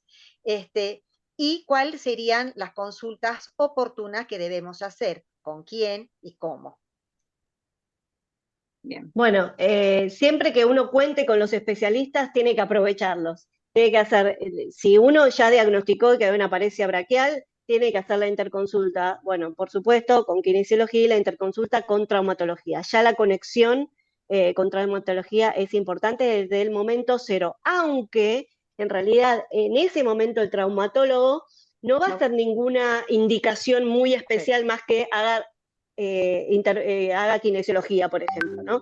Siempre hablamos igual de habilitación y no rehabilitación, porque rehabilitación es recuperar una habilidad, esto lo pongo entre paréntesis, es recuperar una habilidad que ya tenía y el bebé no la tiene la habilidad, así que sería habilitación, no rehabilitación. Bueno, en fin, la conexión con traumatología es esencial para que le hagan el seguimiento y entonces van a poder hacer una intervención quirúrgica si fuera necesario o la aplicación del Botox mucho más a tiempo porque ya están conectados con el servicio de traumato.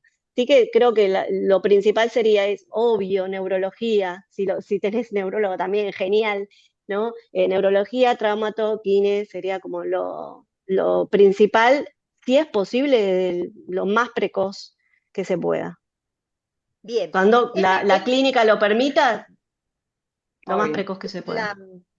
Bien, a propósito de los casos que presentaron, como lo dijeron los residentes, Antonella y Leonela, como lo dijeron ellos en los casos clínicos, ellos tienen hospital que es 3B, una maternidad 3B, pero que las especialidades clínicas las tienen, pediátricas, la tienen en otro hospital. Entonces esto también, por ahí el seguimiento de estos niños dificulta y por supuesto la conexión del médico de cabecera que debe hacerse responsable de este tipo de situaciones, porque a veces cambian de hospitales y bueno, y las redes, si no funcionan, lamentablemente perdemos las oportunidades de seguimiento y de tratamiento oportuno para estos niños, ¿no?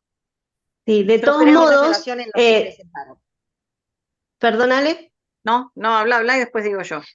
De todos modos, o sea, todos estamos haciendo intervención desde el minuto 0, 0,5.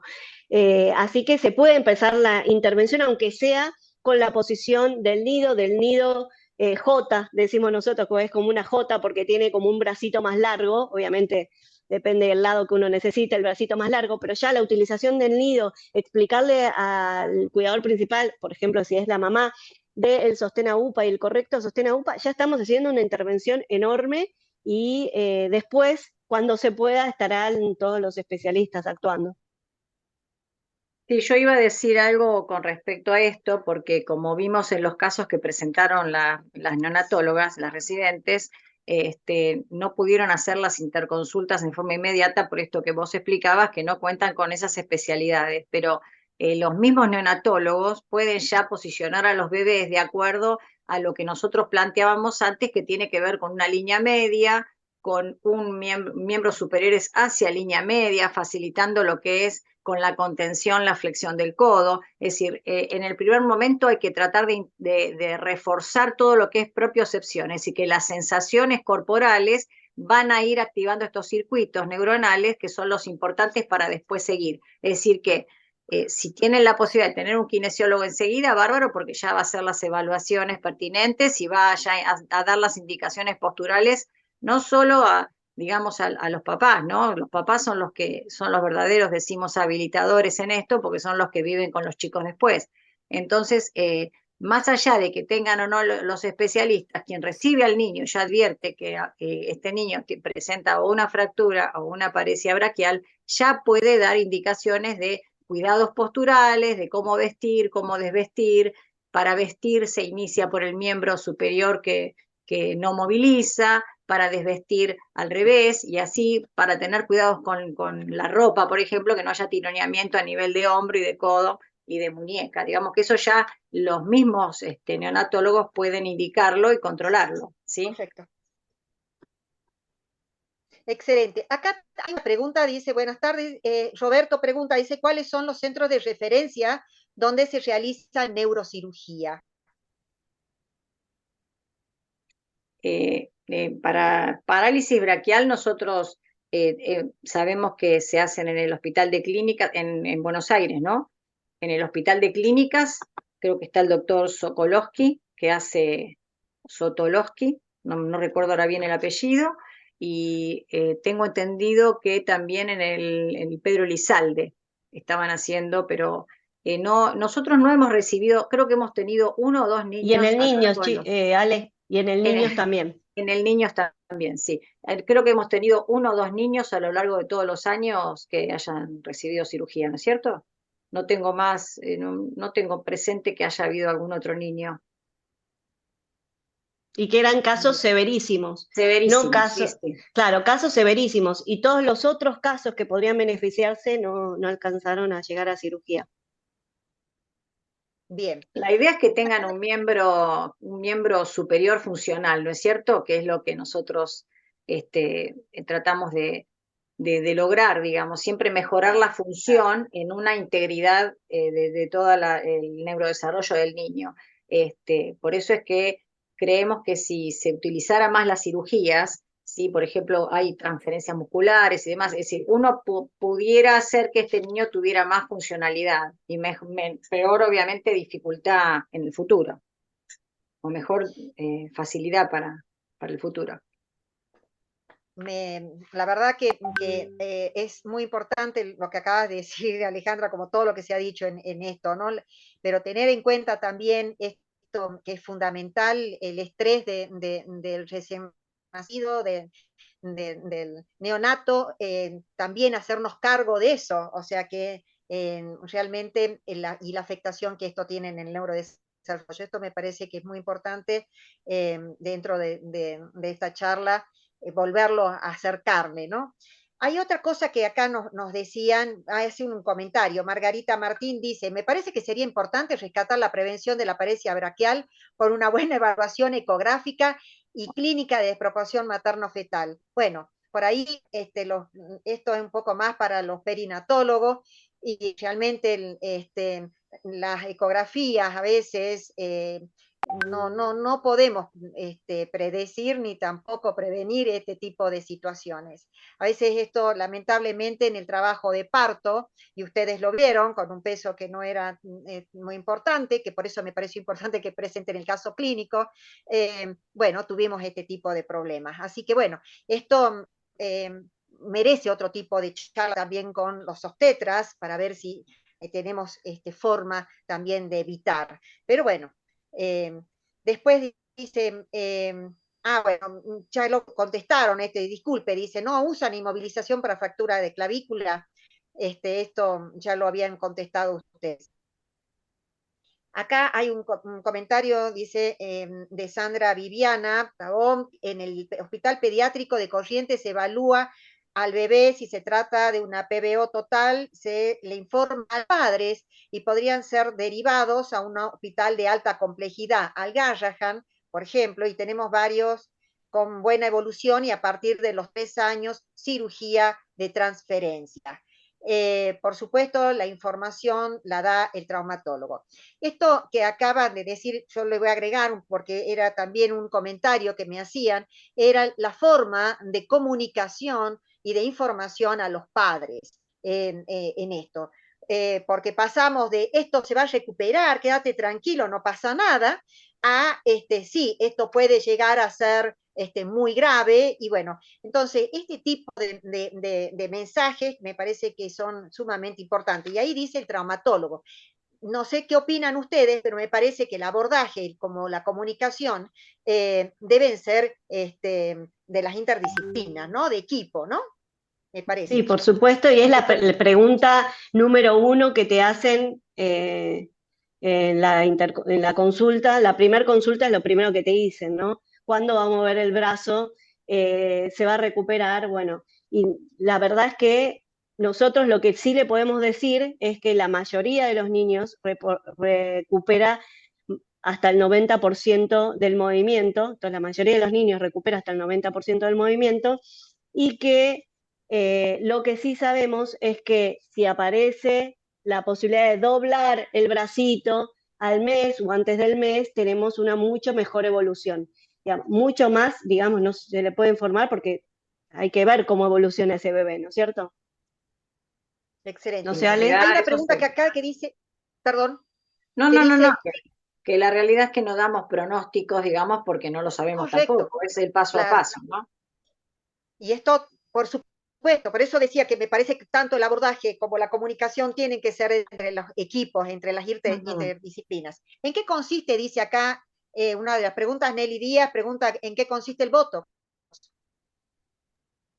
Son inyecciones, así como se utilizan para, quizás lo has escuchado que lo utilizan para PC, por ejemplo, ¿no es cierto? Cuando hay un acortamiento muy importante de gemelos y de tendón de Aquiles, así como se utiliza para eso, también se utiliza para disminuir el tono, por ejemplo, como ya lo dije varias veces, en el tríceps, y entonces favorecer la flexión de codo. O también para disminuir, como dijo Ale, el tono en pectorales, sobre todo en pectoral menor, que es el que más aducción trae, como antepulsa muchísimo la cabecita, y eso dificulta la aparición de los otros movimientos, o en el subescapular, que muchas veces también tiene aumento de tono, está muy acortado el subescapular, pero por supuesto el Botox, como para las arrugas, ¿no es cierto? El Botox es algo temporal, entonces mientras está... digamos, ni bien se coloca el Botox, tiene que hacer, por supuesto, intervención lo más seguido posible para favorecer la longitud fisiológica de esos músculos a los cuales se le aplicó el Botox, pero después desaparece el efecto, ¿no es cierto? Bien, la idea es aprovechar el tiempo del la idea es aprovechar el tiempo del Botox para lograr esa flexibilidad, esa elongación muscular claro. por la cual se aplicó, ¿no es cierto? Excelente. ¿Cómo aprendemos? En realidad acá hay también un comentario de José Arriaga. Dice, me imagino que quiere decir el traumatólogo infantil hace un seguimiento de la paresia del miembro afectado en caso que no se revierta. El PBO es de conducta quirúrgica, es de manejo del neuroortopedista infantil.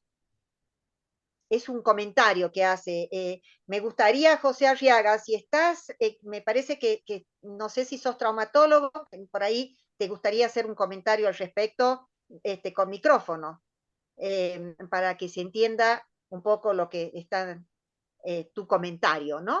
Para que lo amplíes un poquito. ¿Ustedes tienen algún comentario en referencia a esto?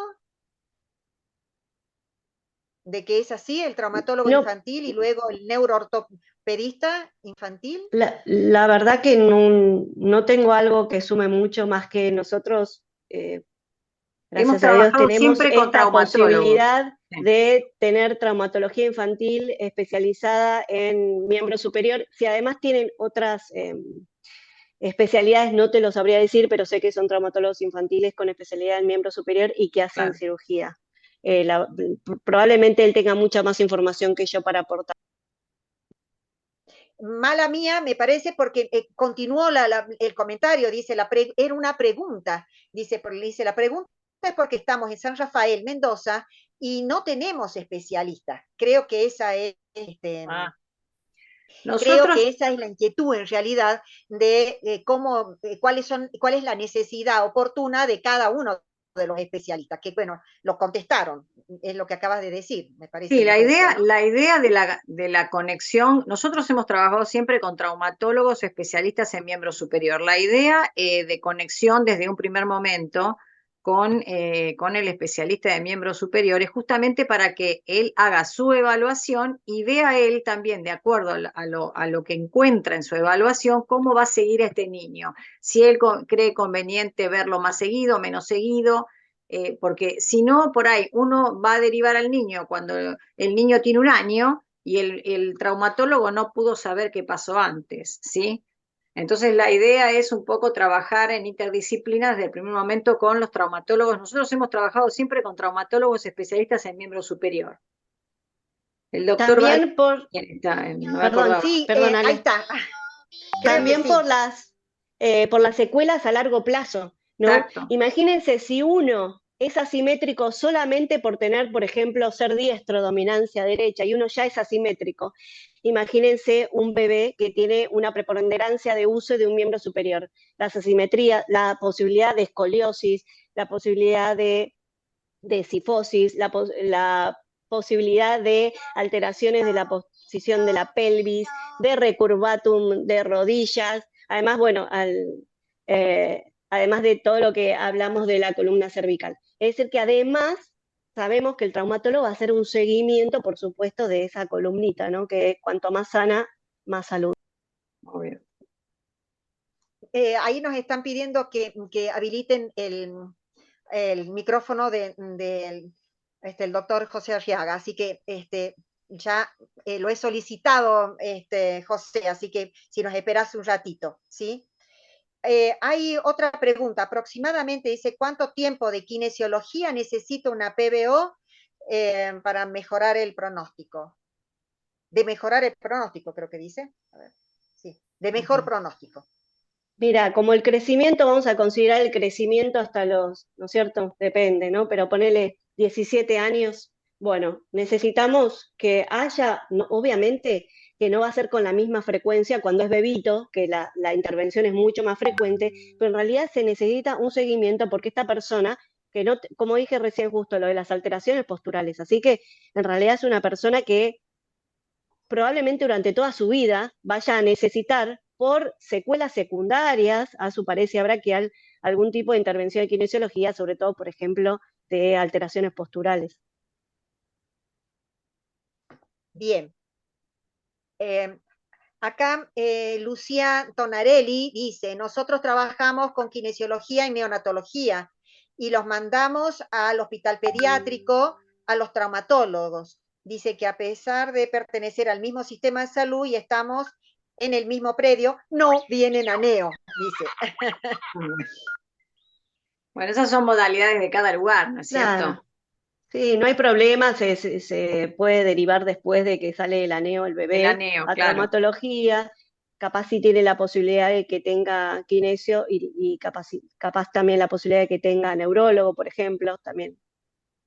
Sí, Pero si es no, bueno, una aunque sea, se hace después situación. del alta. Claro. Sí, esto es una realidad de país, digamos, ¿no? No todos tenemos. O sea, yo estoy en Salta y bueno, y también tengo estas dificultades. También convivimos en la misma casa, pero tenemos este tipo de dificultades. Pero lo importante es que nos llevemos el concepto de que hay que hacerlo, de que tenemos dificultades, pero que hay que hacerlo, porque esto va más allá de un bracito que no se mueve, es un cerebro que lo niega después. Así que realmente me parece que eso es importante. Ahí creo que le habilitaron el micrófono a José Arriaga. ¿Puede ser, José? ¿Me escuchas? ¿Podés, Hola, hola, hola, ¿me escuchan? ahora Sí, se sí. escucha, se escucha. Ahora Sí, sí, ¿qué José. tal? ¿Cómo le va? Buenas tardes. Buenas tardes. Soy el doctor Arriaga. Hice mi formación en Buenos Aires, Argentina, en el Hospital Materno Infantil de San Isidro, ¿sí? Mi jefe me pasó, el doctor Tronconi, el, el, eh, el contacto, el código para entrar a ver el tema sobre parálisis obstétrica, ¿sí? Por ahí hay un manejo diferente que se hace. O sea, piensan que es el Perdón, traumatólogo, José, ¿tu especialidad cuál es? traumatología infantil. Perfecto, lo Sí, suponíamos. sí, sí, Bien, sí. Es que a veces se desconoce cuál es el manejo, ¿no? El protocolo del manejo del paciente que sufre una parálisis o tiene una paresia en el recién nacido, ¿sí? Lo que hacemos nosotros es algo parecido a lo que hacen los neonatólogos o pediatras, según la edad que corresponde, ¿sí? Si vemos que esa paresia no revierte hasta cierta edad, entonces ahí derivamos al especialista que es neuroortopedia infantil, ¿sí? Nosotros no hemos sido entrenados para esa área. Eso es más una lesión de alguno de los nervios que componen el plexo braquial. gracias, José. La verdad que tu aporte también, bueno, Sí, ilustra este tipo de situaciones y nos vamos reconociendo dentro del equipo de salud, vamos sí, reconociendo en qué tenemos que actuar y cuáles son las responsabilidades dentro del equipo de salud. El equipo de salud no solo es el que atiende específicamente en el momento, sino que el que también crea las redes de seguimiento. Por eso Tal hay cual. muchos de estos comentarios que se realizan y justamente dándole importancia a armar las redes y destacar lo importante que es el seguimiento pediátrico. O sea que esto no es que nos pertenece, no es que le pertenece al neonatólogo o le pertenece al pediatra o le pertenece al traumatólogo o al kinesiólogo. Nos pertenece a todos y no nos pertenece en claro. realidad. O sea, es el equipo Sí, de sí, salud el que tiene que hacerse sí, responsable. La responsabilidad nos pertenece a todos. sí. Eso me Creo, quedó muy claro de la creo, exposición que han hecho y de los aportes que están haciendo ustedes sí. también. Creo que es, Así que bueno, creo que es gracias. importante, creo que es importante un examen físico ortopédico en recién nacido, ¿no? Porque Correcto. el primero que diagnostica es el neonatólogo, ¿sí?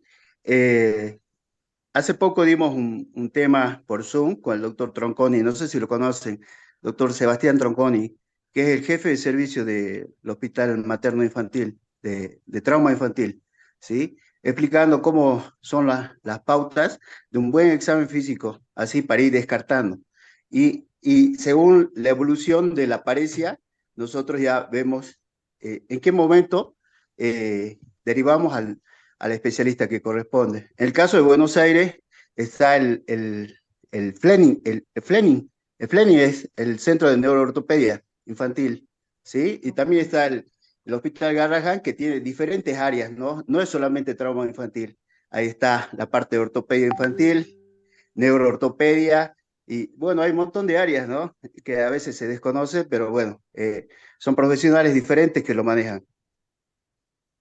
Bueno, te agradezco, José, porque la verdad que has ilustrado y has aportado con tu opinión también, y esto nos favorece a todos, o sea, nos enriquece también. Ahora, quería comentar, tengo otra pregunta, más que una pregunta, es un comentario. Sí. Dice Lili Urbani, soy kinesióloga en el Hospital Materno Neonatal de Posadas. Nosotras iniciamos con el tratamiento con cuidados posturales y a los padres para cuidados en el hospital hasta los 21 días, y luego empezamos con las movilizaciones que se enseñan a los padres.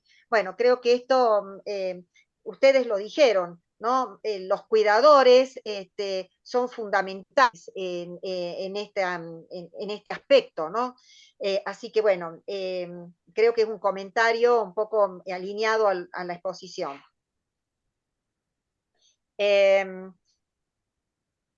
Bueno, creo que son todas las preguntas. No sé si la residencia de Corrientes, que ha presentado estos casos, que ha trabajado mucho, que tenemos que decirle entre todos felicitaciones, porque el trabajo en la residencia es de neonatología, es una residencia de neonatología, y el trabajo que han hecho es de pesquisar también esta historia clínica de seguimiento en otro hospital. O sea que para que tengamos toda una información mucho más completa. Así que desde ya, felicitaciones para todos. Nos estamos quedando sin tiempo, pero si hay algo que quieran aportar, quieran comentar, estamos a unos minutitos para que no cierren ya el Zoom.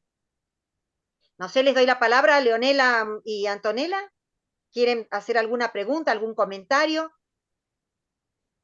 No, en realidad, no sé si se escucha porque recién vimos que decía que... Sí, se escucha. Sí. No, nosotros la verdad, eso lo del PO que preguntaron, en realidad eso se hizo en ese momento, por eso queríamos explicar el contexto, porque el bebé estaba con mucho dolor, también, o sea, sabíamos de que no se hace, pero bueno, aparte de la analgesia más el vendaje, eso contribuyó a que, digamos, el bebé le calme el dolor, pero sabemos de que no se realiza, pero presentamos todo lo que se hizo tal cual, digamos, Tal cual. acá en el hospital. Y bueno, y sí, la verdad que habló la licenciada Pavón, que es nuestra interconsultora, la fisioterapeuta fue la que realizó ahí el comentario del seguimiento, de cómo se siguen los bebés, porque la verdad que nosotros perdemos, como dijeron las expertas, al no tener acá interconsultores, van a otro hospital y bueno, la verdad que perdemos el rastro de los bebés, pero bueno, es importante también aclarar de que, como dijo usted, que son pacientes que después siguen digamos, con este problema y que hay que seguir con los controles y que justamente sirve como para saber desde que ya se puede empezar a hacer la intervención desde que nacen, como desde el minuto cero, como hicieron ellos. Así que también acá está todo el equipo de kinesiología de nuestro hospital, así que también les quiero agradecer su presencia, los residentes y la jefa de nuestro servicio que también vino a escuchar la charla y todos a hacernos el apoyo acá, así que estuvimos todos aprendiendo. Muchas gracias por la invitación y bueno, gracias a las expertas que nos dieron, digamos, la verdad excelente la charla. Gracias. Y está buenísimo lo que comentaste al principio. La práctica basada en la evidencia es la mejor evidencia científica, pero según las preferencias y necesidades del paciente. Como aclaraste bien, capaz que no era lo que uno por la literatura científica utiliza, pero en ese momento fue lo que utilizaron y les ayudó clínicamente y está bien. Eso es también práctica basada en la evidencia, ¿no? Es evidencia, pero con las preferencias y necesidades del paciente. Sí, en realidad sabíamos que eso nos iban digamos, decir, bueno, dijimos que íbamos a explicar el contexto y eso. Y también del caso clínico número 1, que en realidad el bebé ese fue evaluado por kinesiología. Acá lo que acá no tenemos es la posibilidad de seguimiento, pero sí fue evaluado y le indicó, digamos, pautas de movilización, lo que explicaron, eso se hace acá, el nidito y todas las cosas, eso sí, pero bueno, después se van de alta y siguen en otro hospital el seguimiento. Es importante reforzar el concepto que no atendemos patologías, sino pacientes. Entonces, está muy bueno lo que han priorizado, ¿no? Excelente. No sé ustedes, no sé, yo creo que nos tenemos que ir ya despidiendo. La verdad que es increíble, le ganamos a la selección argentina que está jugando. Sí. Estuvimos todo el tiempo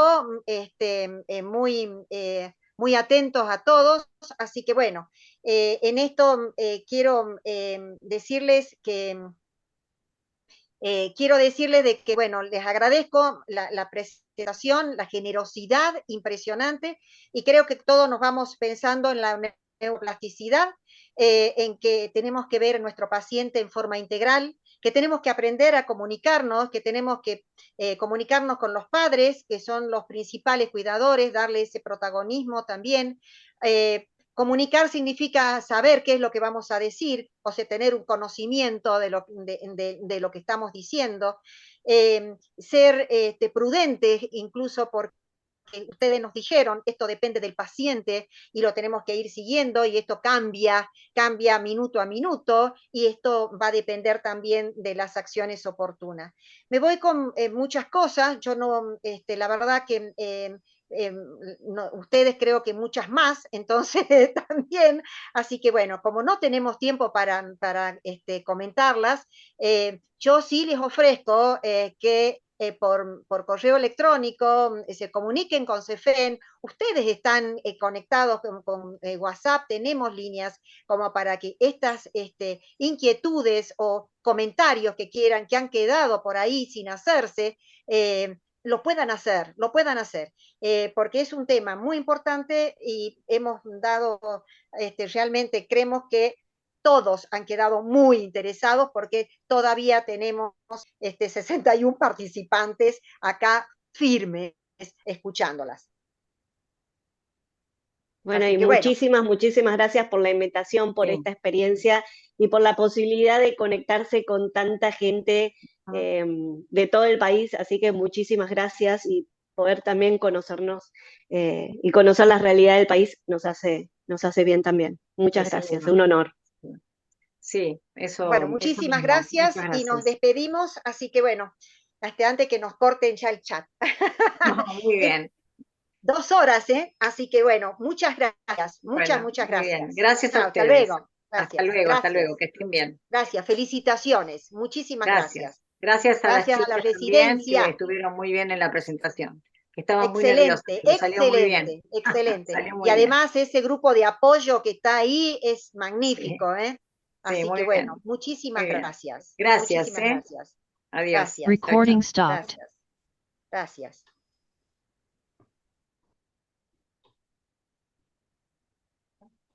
Ah.